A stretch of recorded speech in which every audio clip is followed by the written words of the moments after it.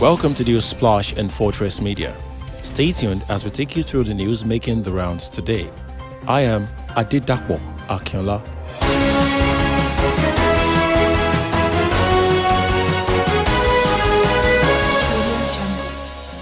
The 17 southern governors have commended their 19 northern colleagues over the unanimous call for the establishment of state police to tackle the continued security challenges in the country. In a statement on Monday by the chairman of Southern Governors Forum and governor of Oyo State, Rotimi Akeredolu, the 17 southern governors described as great relief the resolution of their 19 northern colleagues and traditional rulers to call for the immediate establishment of state police to address the continued insecurity in the country.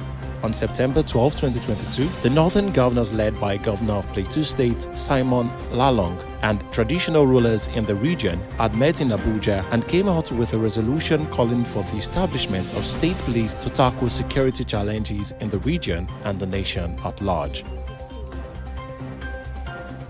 The Christian Association of Nigeria (CAN) Kaduna State Chapter has observed with concern that despite the victory songs by security agencies in recent times, attacks by terrorists in communities have continued, condemning the recent kidnap of 43 worshippers at the Cherubim and Seraphim Church in Kaduna community. Speaking with newsmen in Kaduna on Tuesday, the state chairman of CAN, Reverend John Joseph Hayab, lamented that the victory song should be lowered until the fight and the battle are completely won, stressing that Nigerians do not need to sing songs of victory because the criminals are on the move and are still having their way. Hayab, who is also the vice president of CAN in 19 northern states and Abuja, advised security agents to go after the criminals until the worshippers are rescued and safely returned to their homes.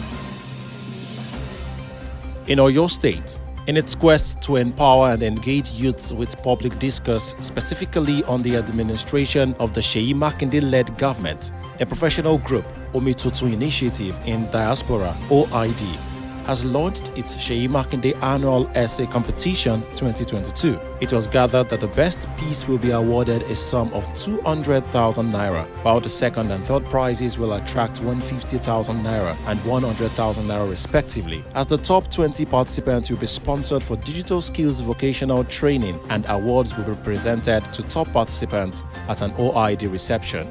According to the group's spokesperson, Barrister Ayotomiwa Adebayo, the essay is aligned with the interest of Governor Seyi Makinde in youth empowerment, as well as it further seeks to serve as a platform where youth are challenged to take interest in socio-political debate while using such opportunities to advance their competencies in any human endeavor. Yobe Emergency Management Agency disclosed that recent boat mishaps have consumed the lives of 10 families in Jumbam community of Basari local government area of the state. Executive Secretary of the agency, Dr. Mohammed Koje, made the disclosure while briefing Governor Mai Malad Buni during a sympathy visit to Jumbam and other communities washed away by floods, disconnecting several roads, towns, and villages.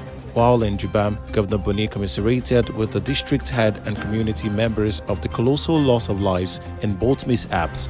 He further called on the community leaders, security agencies, and other gatekeepers to sensitize their community members on proper ways of using boats in an emergency situation as he directed the immediate reconstruction of the roads.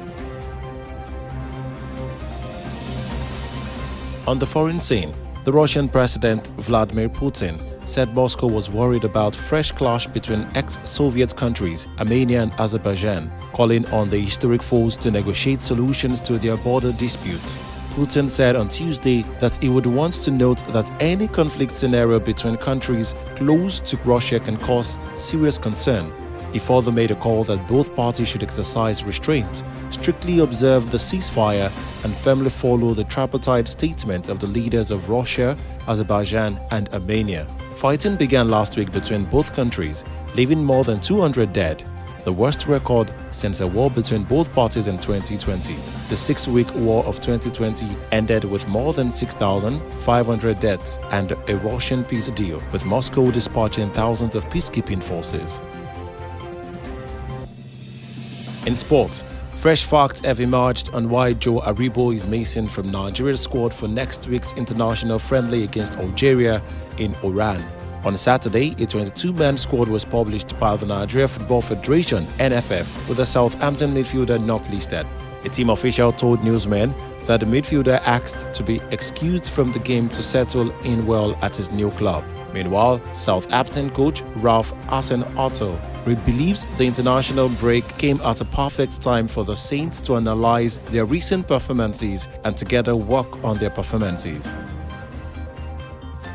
That ends News Splash on Fortress Media. For more trending stories, follow us on all our social media platforms at Fortress Radio and our YouTube channel at Fortress Media 1, or download our app with the F logo from Google Play Store.